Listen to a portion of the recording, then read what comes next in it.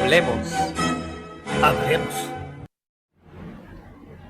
Buenas tardes, buenas noches. Les habla Irán Lozada Pérez, acompañado por Alfredo Bazán. Y este es el segundo coloquio de Hablemos, como se señaló al principio. Hablemos. Hablemos hoy de historia. Hablemos hoy del descubrimiento de América. Hoy, 12 de octubre del 2024, se cumplen 532 años del descubrimiento de América. 532 años. Pero antes de entrar a fondo, quiero saludar a varias personas que nos felicitaron por el programa anterior, donde hablamos de política. Entre ellos, quien nos felicitó fue mi asistente legal, Zulema Ramos, quien nos recomendó que habláramos más de historia que de política. Y también quiero agradecer el auspicio del matrimonio de Rubén González y Dalia Santiago.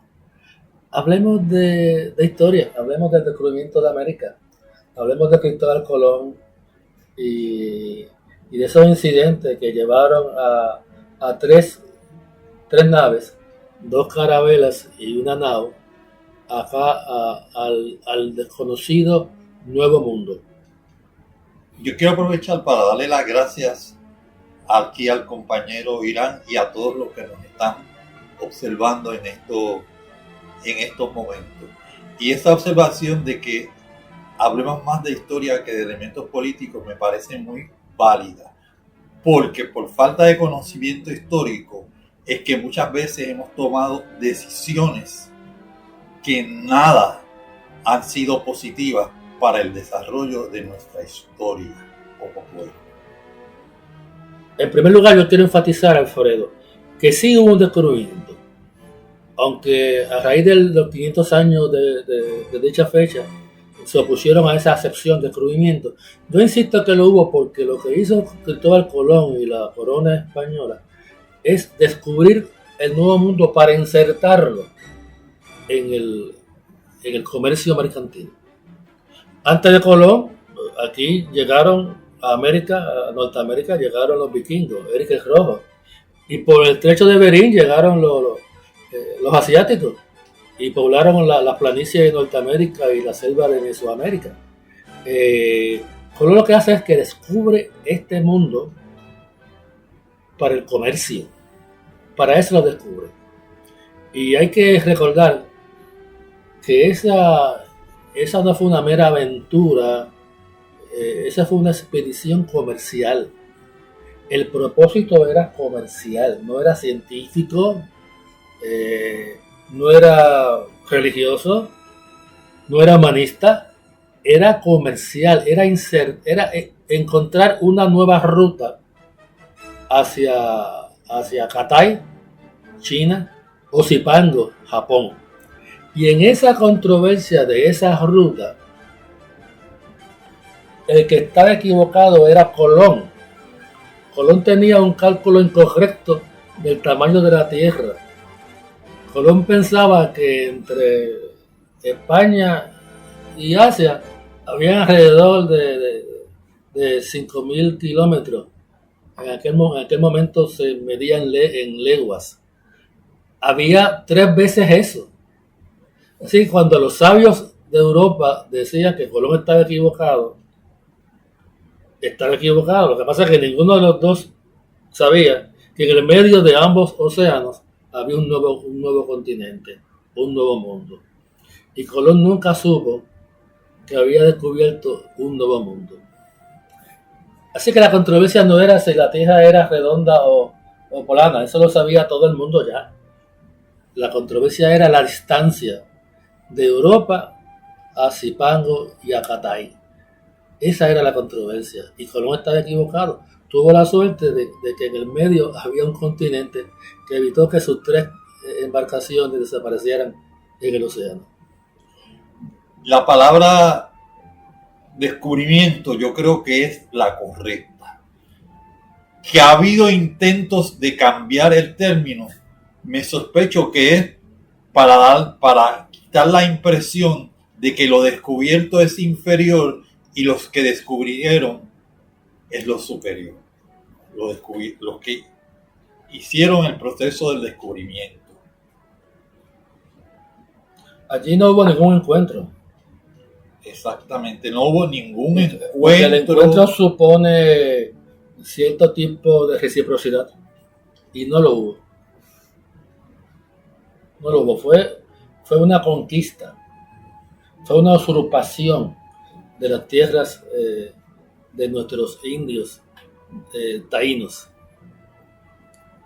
que esa era la etnia que estaba en las Bahamas, en Cuba, la Española, Puerto Rico y el resto de las islas del Caribe.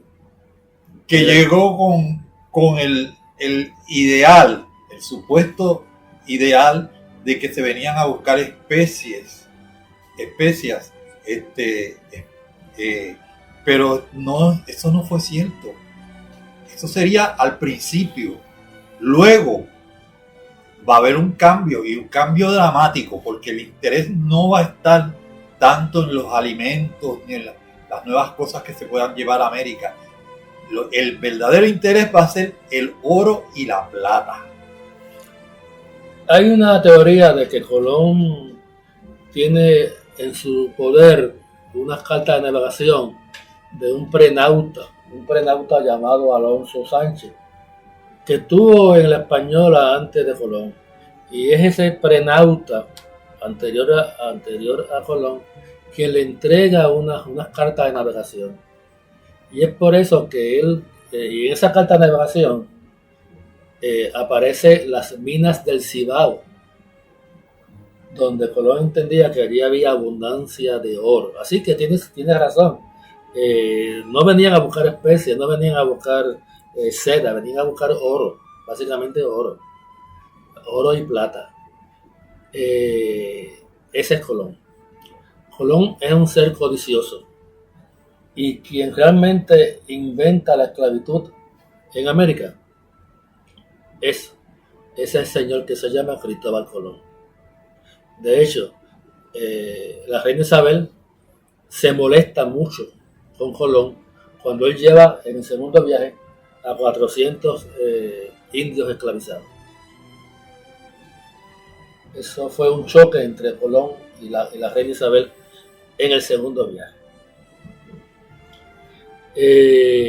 Otro mito es que fueron las joyas y las alhajas de la reina Isabel la que pagó la expedición. Quien pagó la expedición fueron los habitantes, los contribuyentes de la población y de la provincia de Huelva. Y entre los contribuyentes estaba Martín Alonso Pinzón, quien aportó una cuarta parte de los costes de la expedición. Y yo sea de paso, el verdadero héroe de ese primer viaje fue Martín Alonso Pinzón. No solamente es él el que recluta los marineros. Los mejores marineros, no eran presidiarios, los mejores marineros de Huelva, del puerto de Palos, los recluta Martín Alonso Pinzón y su hermano Vicente. Es a raíz de la convocatoria de los Pinzón que se enrolan, en esa aventura a lo desconocido, fue Martín Alonso.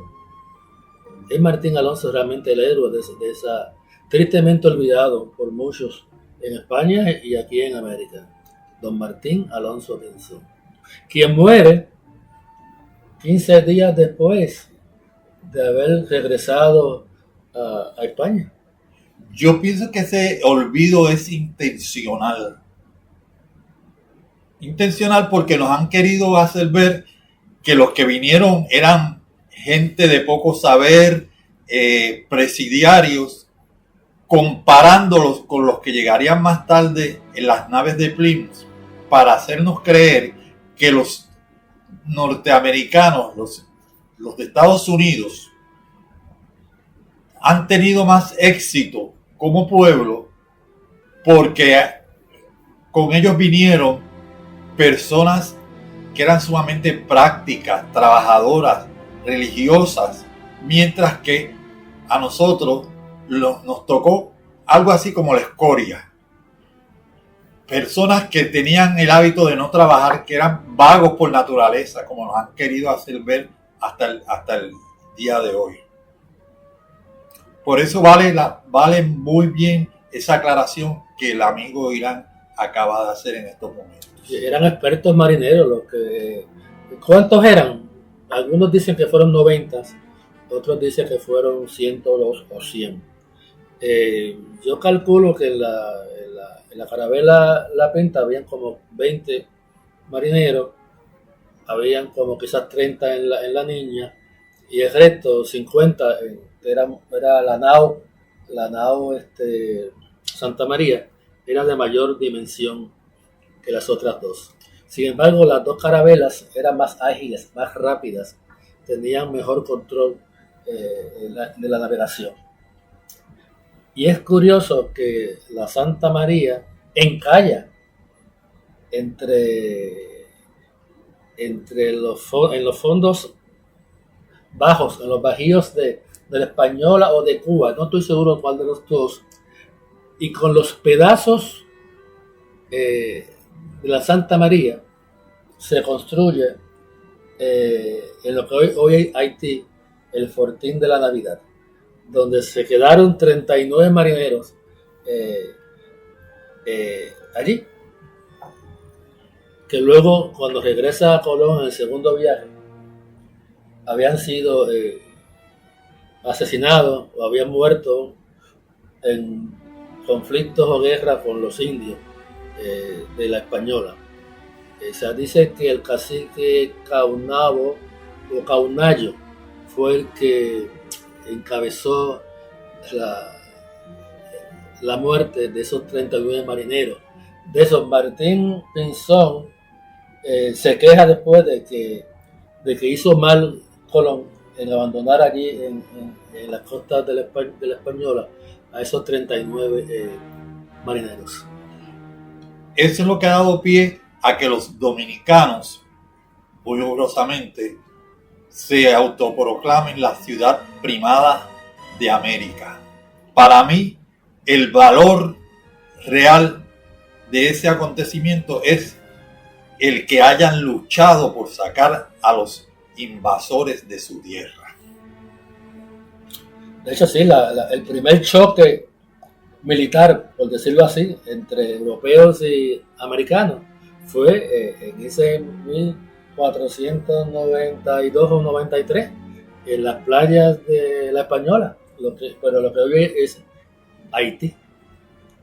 Luego Puerto Rico sigue. Puerto Rico en el 1511, a Guaynaba o a Guaybana es el que liderea la batalla contra los españoles en Borinquén. Así que es curioso que los nativos, los indígenas, los indios, primero creyeron que los españoles eran meros visitantes. Por eso los aceptan como huéspedes.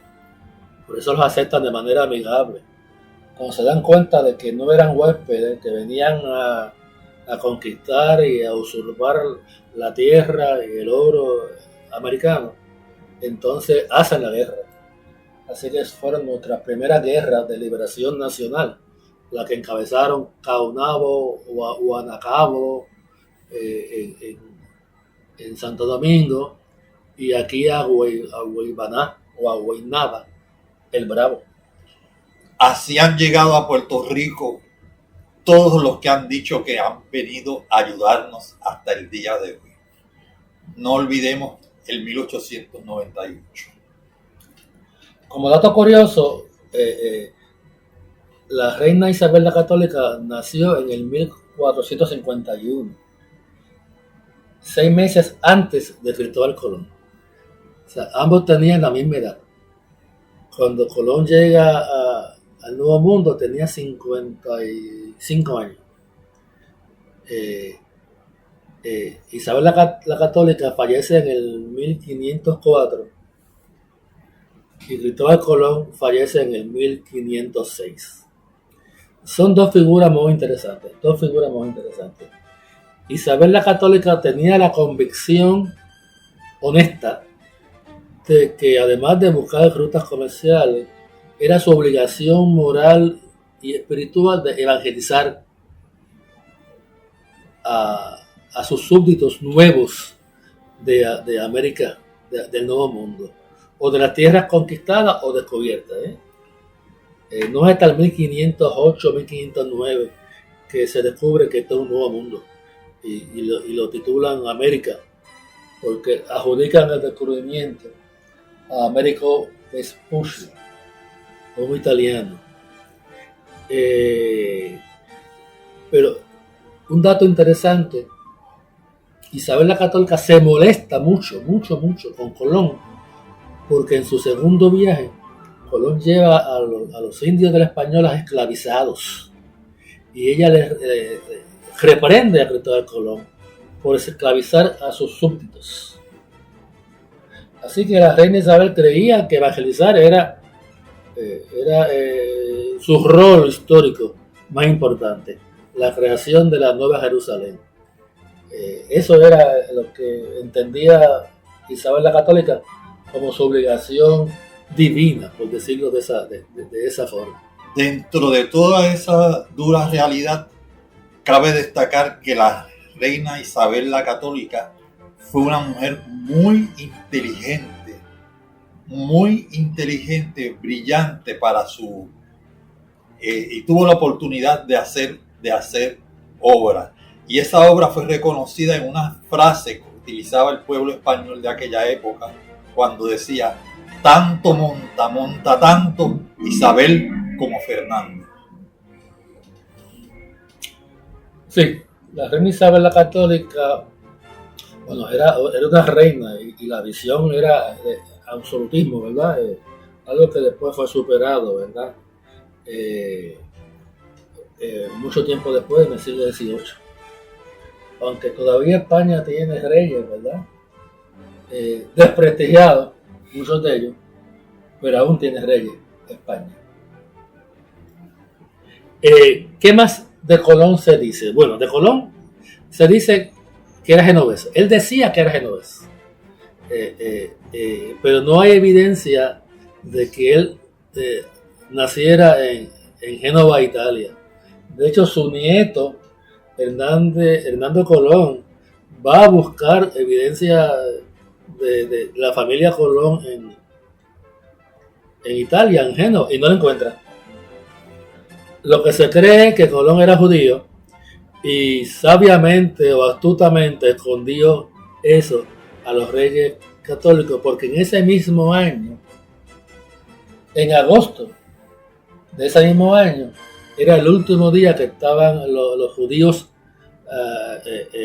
obligados a expatriarse para salir de España, a menos que demostraran que se convirtieran a la religión católica. Si no me equivoco, en nuestros días acaba de confirmarse que los restos de Colón, por su ADN, se encuentran en España, específicamente en Sevilla. Catedral de Sevilla. La Catedral de Sevilla. Así que Cristóbal Colón, ¿quién era? De mi punto de vista, era un ser miserable, codicioso, esclavista, racista, que no nos hizo muchos favores. De hecho, eso podemos adelantar un año después, cuando llega a la costa de Puerto Rico, a Borinquén. Él no pisa las playas de Puerto Rico. Él mira las playas de Aguada y Aguadilla desde lejos. Desde lontananza. Desde su embarcación. Y lo que ve es un jardín hermosísimo. Y menciona en algunos textos que se menciona el descubrimiento de Puerto Rico, se habla de Guadilla. Y Guadilla significa jardín, no significa otra cosa. Vieron un jardín en noviembre 19 de 1493. Y Colón no se detuvo en Puerto Rico. Tenía urgencia de llegar a España a ver qué pasaba con los 39 españoles, castellanos, andaluces, que dejó en las playas de Haití, particularmente en Haití. Lo que hoy conocemos como Haití, ¿verdad? En aquel momento era conocido como Santo Domingo. Ese es el Colón que yo trataría de establecer. Un individuo codicioso, racista, ambicioso, que deja mucho que desear de nuestros conquistadores. Queda una pregunta en el aire que no pretendemos contestarla en estos momentos.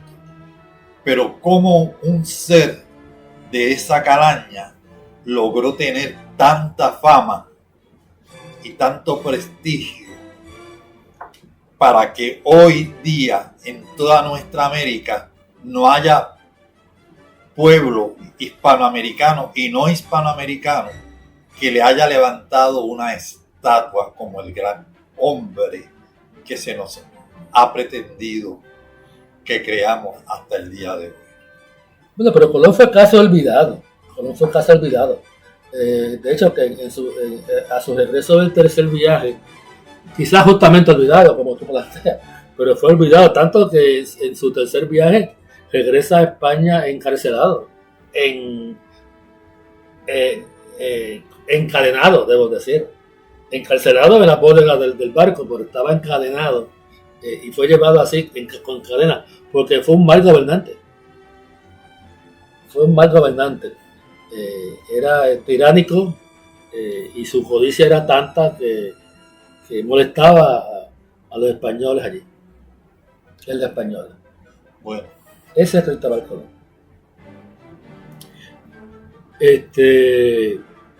Para terminar, ¿qué podemos apuntar?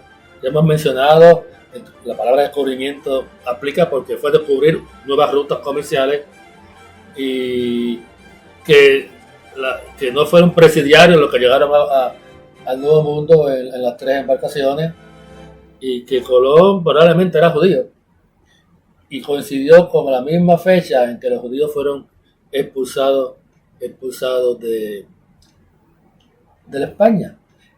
Para terminar, diría que nos debemos sentir en gran medida orgullosos de ser lo que somos, puertorriqueños, y que a pesar de todos esos avatares somos puertorriqueños y lo seguiremos siendo mientras este planeta viva.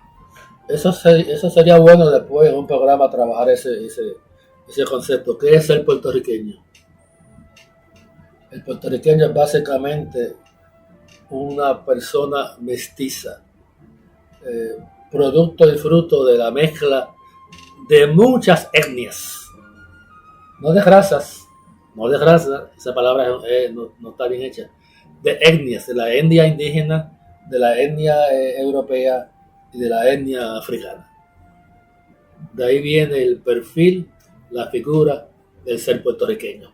Buenas tardes, buenas noches, nos despedimos ahora en su segundo coloquio Hablemos. Seguiremos hablando. Muchas gracias, tanto a los que nos ven como al compañero Irán Lozada. Hasta la próxima.